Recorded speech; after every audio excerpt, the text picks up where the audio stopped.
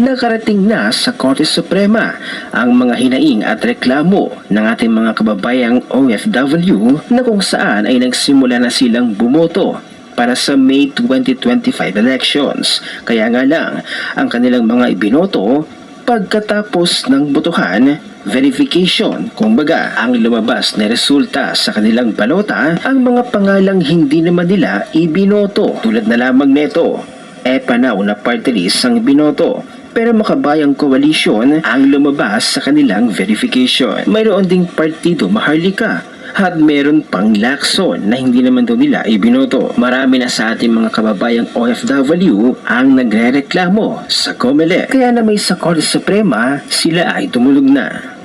PDP Laban leads Supreme Court petition to defend Filipino suffrage.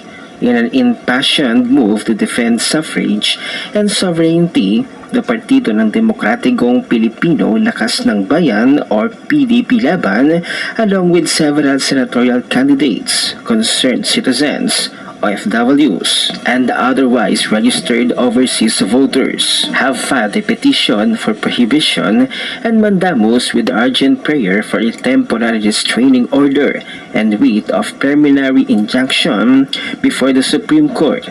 The petition seeks to nullify and prohibit four COMELEC resolutions which it considers to be ultra-vires, unconstitutional, and a dangerous redesign of our voting process. First, the petition claims that the questioned COMELEC resolutions administer an automated counting of votes in violation of Section 31 of Republic Act No. 9369, or the Election Automation Law, which explicitly mandates the additional manual counting or reading of ballots per percent. Second, the petition assails the method of voting, counting, and canvassing being implemented by these COMELEC resolutions for overseas voters.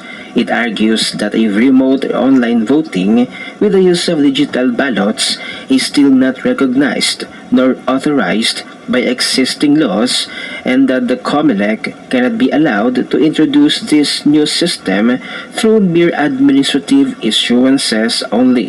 Hence, the petition firmly asserts that COMELEC cannot be allowed to abuse its rule-making authority over election laws as a backdoor into the exclusive law-making domain of Congress, that without a proper law for online voting and digital ballots, the COMELEC cannot implement it.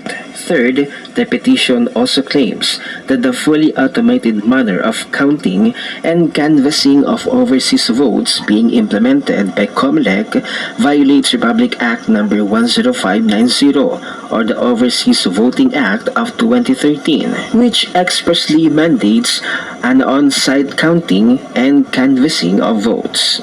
If the 2025 elections proceed under these ultra-vires COMELEC issuances, not only would the integrity and credibility of the electoral process be jeopardized, but its very legality and legitimacy, says Attorney Isaelito Torion, counsel for petitioners. We do not want to be partaking in an illegitimate elections.